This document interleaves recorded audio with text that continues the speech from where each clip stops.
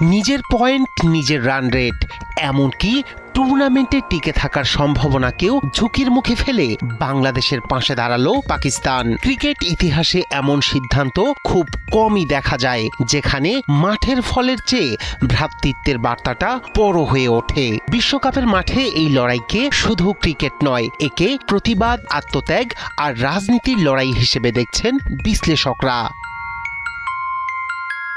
টি-20 বিশ্বকাপের মহামঞ্চে এ গ্রুপে শনিবার কলম্বোয় প্রথম ম্যাচ খেলতে নেমেছে পাকিস্তান। প্রতিপক্ষ নেদারল্যান্ডস। সাধারণত বিশ্বকাপের প্রথম ম্যাচ হয় নির্ভার আর গা গরম করার সুযোগ, কিন্তু এবারে একেবারেই ভিন্ন পাকিস্তানের পরিস্থিতি। ম্যাচ শুরুর আগেই তাদের সামনে হাজির জয়ের এবং রানের ব্যবধানের সমীকরণ। কারণ একটাই, ভারতের বিপক্ষে ম্যাচ বয়কট। বাংলাদেশকে বিশ্বকাপের বাইরে ছিটকে দেয়ায় ক্ষুব্ধ হয়ে আইসিসির সিদ্ধান্তের বিরুদ্ধে অবস্থান নেয় পাকিস্তান সরকার। সেই ক্ষোভ থেকেই ভারতের বিপক্ষে ম্যাচ না খেলার ঘোষণা। এর সরাসরি অর্থ পাকিস্তানের একটি ম্যাচ কম, পয়েন্ট পাওয়ার সুযোগ কম, ফলে আরও জটিল রান রেটের হিসাব। গ্রুপে যেখানে অন্য সবার 4টি করে ম্যাচ, সেখানে পাকিস্তানের ম্যাচ মাত্র 3টি। আজকের নেদারল্যান্ডসের ম্যাচ থেকেই তাই সুপার 8-এ ওঠার অঙ্ক কষতে হচ্ছে সালমান আগাদের।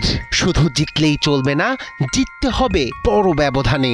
আর যদি কোনো কারণে জয় না আসে, তবে হারের ব্যবধানে রাখতে হবে নিয়ন্ত্রণ। তাই প্রথম দিনই সবচেয়ে চাপের ম্যাচটি নিঃসন্দেহে পাকিস্তানের। রাজনৈতিক সিদ্ধান্তের এই প্রভাব শুধু পয়েন্ট টেবিলে নয়, মাঠের বাস্তবতাতেও। কলম্বোয় পৌঁছানোর পর বৃষ্টির কারণে কোনো ওয়ার্ম আপ ম্যাচ খেলতে পারেনি পাকিস্তান। আজকের ম্যাচের দ্বিতীয় ইনিংসেও রয়েছে বৃষ্টির শঙ্কা। আবহাওয়া, প্রস্তুতির অভাব আর মানসিক চাপ সব মিলিয়ে চ্যালেঞ্জটা বিশাল। আর প্রতিপক্ষ নেদারল্যান্ডস কোনো হালকা দল নয়। 2022 সালে দক্ষিণ আফ্রিকাকে হারিয়ে সেমিফাইনাল থেকে ছিটকে দেওয়ার স্মৃতি এখনো টাটকা। তবুও বাড়তি চাপ নিতে চান না পাক অধিনায়ক সালমান আগা।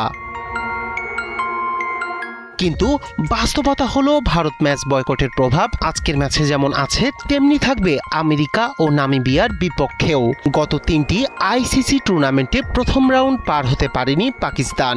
এবার ব্যর্থ হলে তার সঙ্গে যুক্ত হবে এক বড় রাজনৈতিক সিদ্ধান্তের ছাপ। সবশেষ 9 মাসে 34টি টি-20-র 24টিতেই জয় পাওয়া পাকিস্তান দল আজ মাঠে নামছে শুধু নিজেদের জন্য নয়, বাংলাদেশের ক্রিকেটের স্বার্থে আইসিসির সিদ্ধান্তের প্রতিবাদে বড় ঝুঁকি নিয়েছে পাকিস্তান।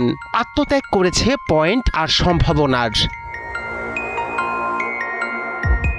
রাইহান কবির, শুভ্র, 71।